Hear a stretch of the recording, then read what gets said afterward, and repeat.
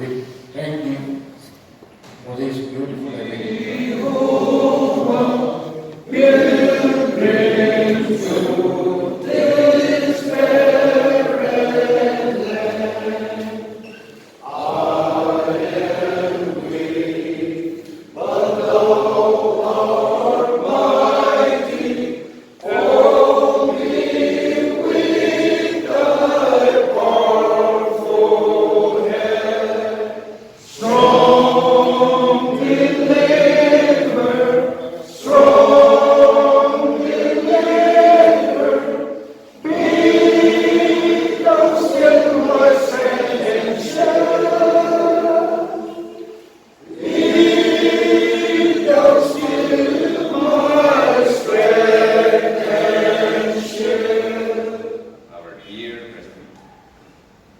Shürhozelie will be retiring from the active politics and also from the party.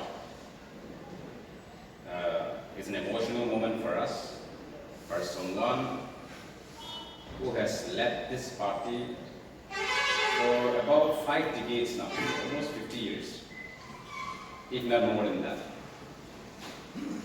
As an active member, as an office bearer in various capacities, and also as president for the past 20 years, or a little more than that.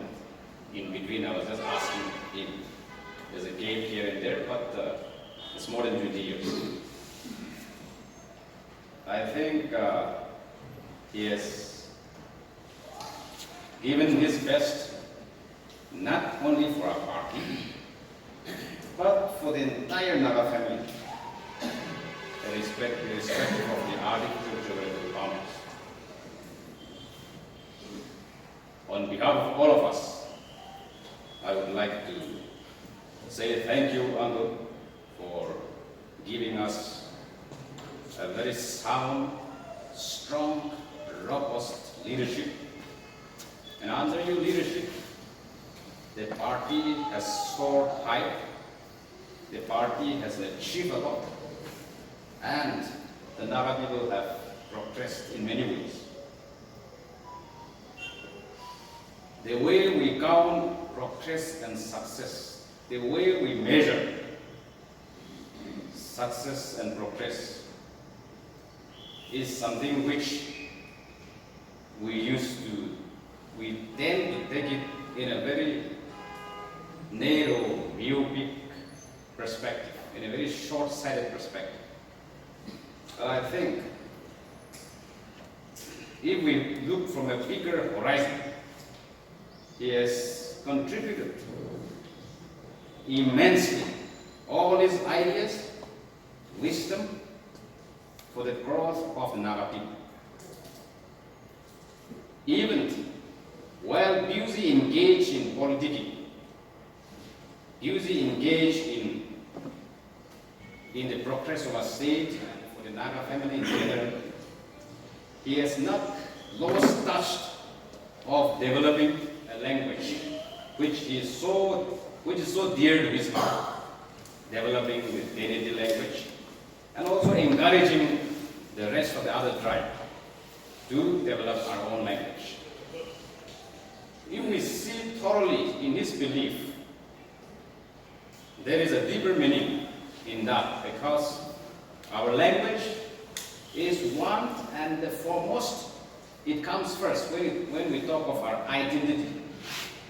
And this is where he has been taking immense interest, and practically he has been doing that. If you see a villager attaining 60 years, they look very old. Uncle is about 86, 7 years now. He still look young like anyone else. So it's an age. Once you attain 60 years, you have attained some wisdom, you have attained some experience. This party has survived because it has commitment, it has principle. And for that reason only, it has survived for the past 60 years. Had the foundation been based based on silver, gold, or some other material, I guess perhaps it would have been vanished long before. But its foundation is based on certain principle and certain commitment. And that commitment, most of all, is finding an honorable, peaceful, inclusive, acceptable solution to the Naga political issue. This party, the objective of forming this party is basically the worst stuff. Not to get rich out of this party. That is not the intention. That is not the objective of forming this party by our pioneers. And the legacy is handed over to us, this generation, this present, the next. People will be watching us, the world will be watching us, the Naga world will be watching us. How do we carry forward this legacy, even if our dear president retires? Till his time, till tomorrow, the same principle continues. From day after tomorrow, people will be judging us. Every movement, every step that we take. I wish to remind all our leaders here that as we inherit a very rich legacy from our pioneers, especially from our outgoing president, I wish to encourage all of us that let us not be swayed, carried away by few propagandas, a short-term gain, a short-term ideas and logic, but focus on the target, on the objective that our pioneers have set for this party. I was going through a small booklet written by Reverend Michael Scott, who was also one of the members of the three-member peace mission, E.V. Chaliha, Jaiprakash Narayan, and three of Michael Scott. And in his memo, in one of the paragraphs I was just flipping through, that many of us think that 6 September is the ceasefire, first ceasefire with the NNC FGN, 1964. That was the effective date of implementing the ceasefire. But actually it was signed on the 24th of May, 1964. And Jawaharlal Nehru died on the 27th of May, 1964. In his memo, in his noting, Reverend Michael Scott has written a little bit about that. That Nehru died right 2 days after the ceasefire was signed.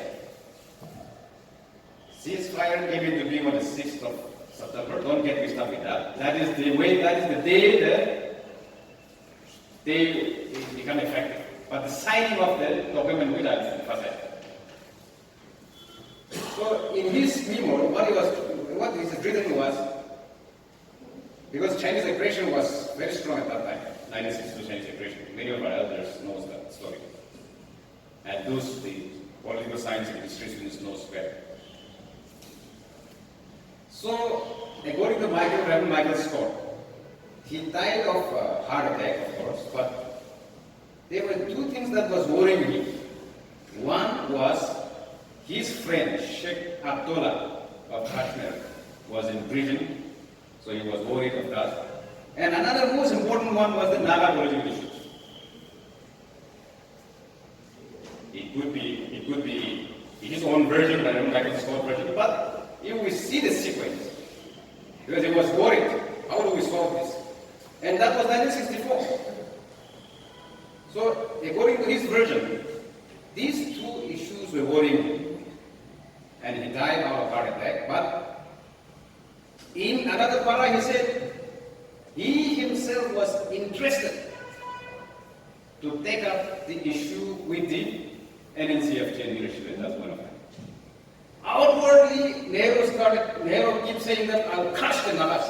But from heart of his heart, he was interested to pursue the peace process. He was interested to take up the political talk on his own. not entrusting anyone. And be more written by Reverend Michael Smith. It is not my word, I've gone through, that's why I'm just sharing with you. So he himself was interested. And this was one of the reasons why. Of course, that worrisome might have troubled his heart. Because he died after signing of the ceasefire, 2 days after the ceasefire. I'll connect this to you for your knowledge. Why I'm saying this? The state of Nagaland came into being on the 1st of December 1963. 3 years interim period from 60 to 63. That is the 16-point agreement. Then officially, formally inaugurated on the 1st of December 1963. Now, still then, Nehru being Prime Minister, those who thinks and those who believe that the statehood was the final settlement, the Nagaland state. I think Nehru himself was not convinced of that, because he was encouraging that peace mission, the three of them. And this ceasefire came in 1964 only, sometime in May. State created on the 1st of December 1960. So had the creation of state of Nagaland, as the hero accepted as the final settlement, he wouldn't be having interested, he would not have interest on that ceasefire agreement. Number one. Number two, according to Reverend Michael Scott's expression, they were in conversation. Because he was brought from abroad and he was directly interacting with Nehru. But he himself was interested to take up political talk. So therefore, what I'm trying to remind all of us is our issue still continues. The statehood created in 1963 has not solved the problem. The ceasefire came in after the creation of the state. And this political party is formed because we believe that that was not the final settlement. We need to settle this issue honorably, not in the way of creating a state within the Indian Union. I think that is what this political party, this NPF was formed. So therefore, I would like to remind all of us that as we carry forward the torch, that baton which will be handing over to us by our most admired President, Dr. Shürhozelie, let us not forget this. We are a political party. It is no more a small party. It is no more a young party. And therefore, definitely there will be and there is differences of approach, opinion amongst us. That is obvious. Because we are not a young party. We are not a small party. It's a big party, it's a major party, it's an old party. Drawn from various strata of our society. So definitely there will be a difference of opinion. But that should not deter us. That should not stop us in any form, in any way, to march forward. Any individual opinion that you have, any group opinion that you have, we will all synchronize.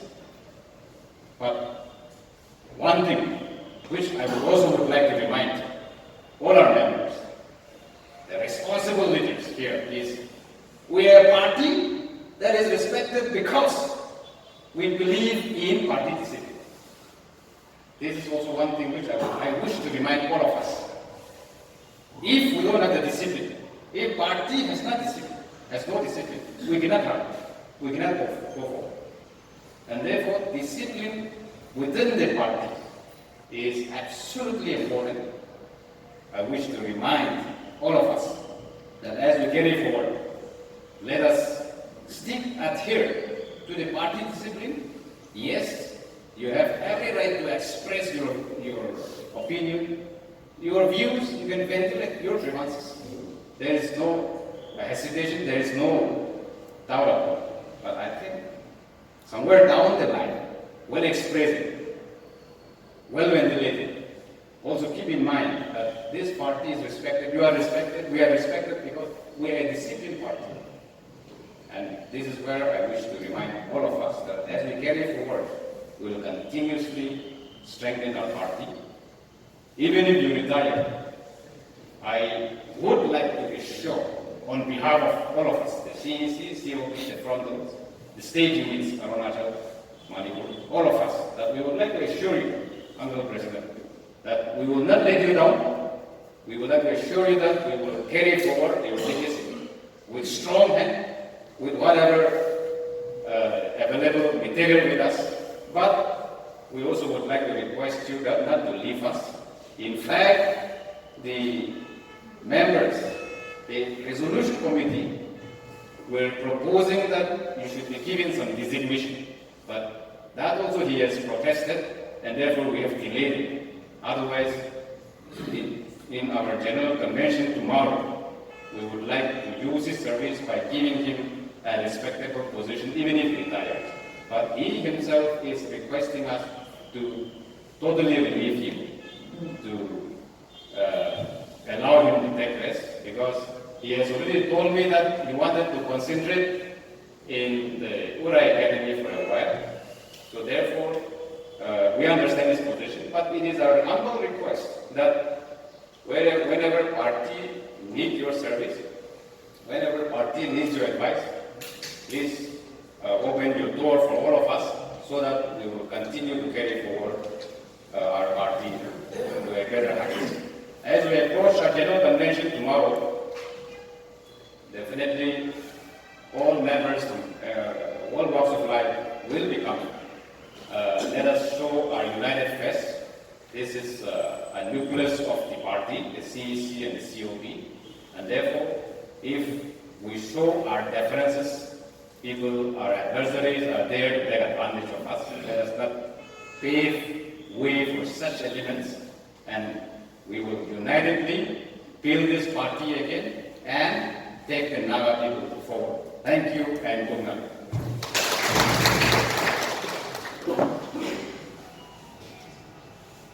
I'm very happy to get this opportunity to address the last traditional CEC meeting of this panel, and for which I'm grateful to God, the Almighty.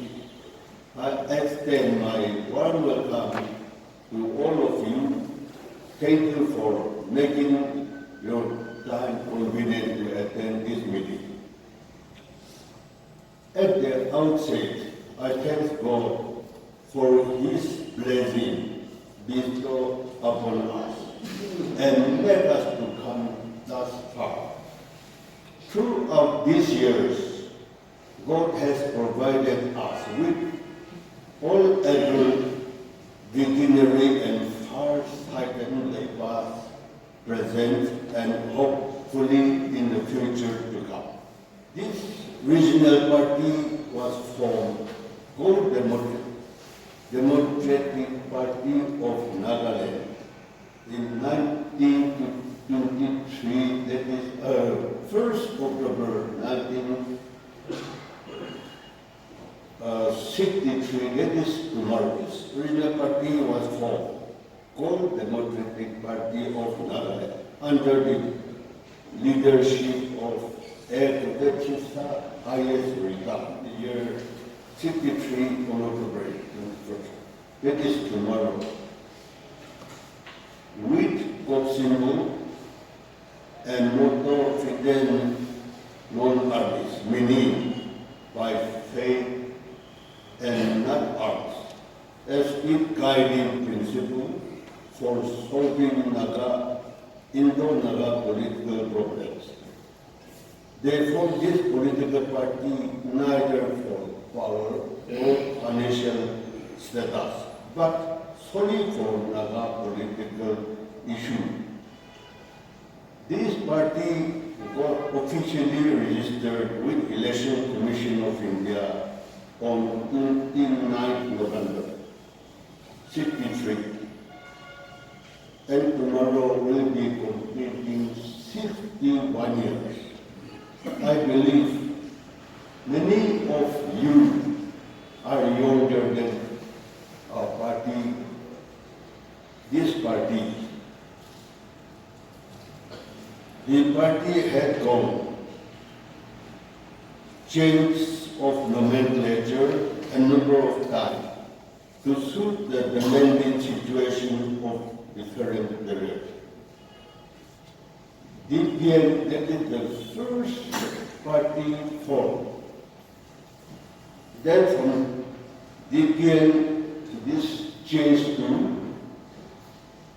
UFN in 1969. Then UDF, 1972. Then NDP, 1980. Then NPC, 1988. NPF, Nagaland people from 2002, 2000, and NPF 2011 Naga. 7 times we have changed the nomenclature. But the party, the policy and principle, as well as the Sangoku, motto, etc., remain unchanged. The NPF party remains the oldest regional party in the whole Northeast and second oldest in the country. We are the proudest inheritance of the party. We want the Naga people, wherever they may be, to inherit this legacy. Leaders. For the past few days, our party has had some problems regarding the election. In democratic system, everyone expressed his or her opinion expressed, but it is now, I should say, it is over. Everything is over.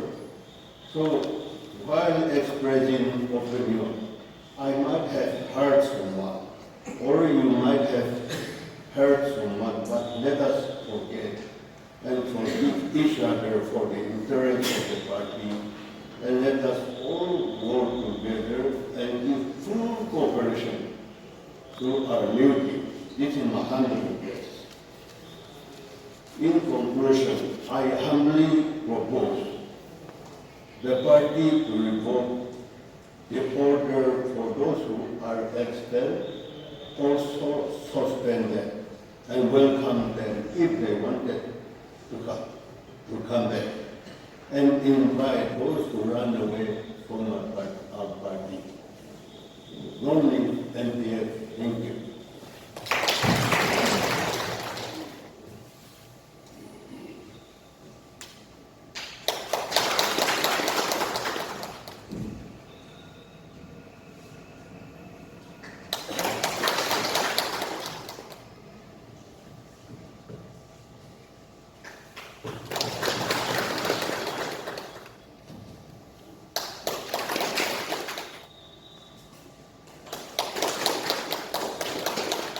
In every decision making, in every government initiative, our party NPF is taking the most important role in Manipur. The government of Manipur, BJP government in Manipur in 2017 tenure was BJP could form the government just because of NPF. It was solely because of NPF they formed the government, because of the wisdom NPF leaders in Nagaland. And we are very happy and fortunate. I should say it again, we are fortunate to be a part of this NPF. When we enjoy, when we feel proud, and when we are happy to be a part of the bigger and to be a part of the whole Naga community, political community. What happened in Nagaland? Most of those who have shown and who have helped us and who have led us, they abandoned NPF in Nagaland. This is very shocking. And now, NPF in Manipur is not a political party. For us, it is not a political party. In Manipur, what NPF means to the people of Manipur Nagas, especially Nagas in Manipur, is completely different from Nagaland. It is a platform where our security is there, politically, socially, economically, in development-wise. Before, we were marginalized, we were discriminated, we don't get what is due share to us. But today we can fight, we can give, may not be as par with the other dominant group, because we are in decision making as a political party, not as individual, not in somebody's nomenclature or somebody's platform. Before it was like that. Whoever represents a Naga comes in somebody's uniform, in somebody's attire, somebody's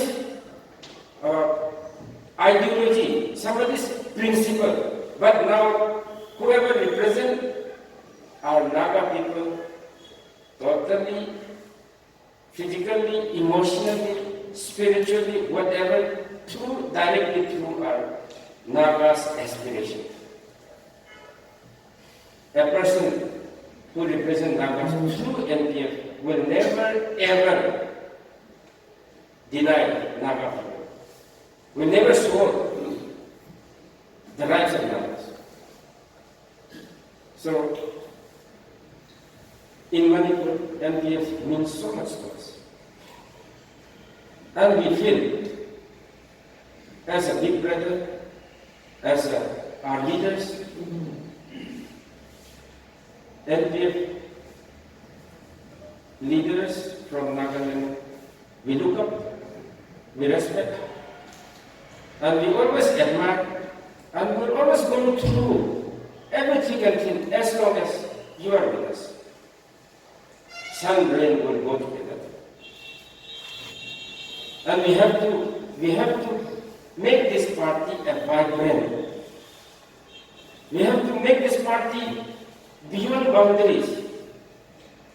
We have to open our door for other community also, not only to the Nagas. We look like adjusting ourselves and take our party further. Our differences, simple differences among us, should not be a stumbling block for the whole of our unity and future development of the party and aspiration of the whole of the Nagas. Most respected President Dr. Shürhozelie, he is a father figure to me, and I have been with him for the last 7 years together with him, working under his advice. I have done many things, and I have won 2 elections under his leadership. And I'm really I really express my gratitude and thanks to him. And I hope and pray that as you retire from the NPF party, you will not leave us. We expect and hope that you will always be with us in the days to come also. In all our problems, we will come and seek your blessings and advice. And we will always pray, especially me and my family, we will pray for your good health and long life and your post-retirement. We will hope and pray that you will always be with us and go with us in the days to come. Thank you. Thank you, everyone.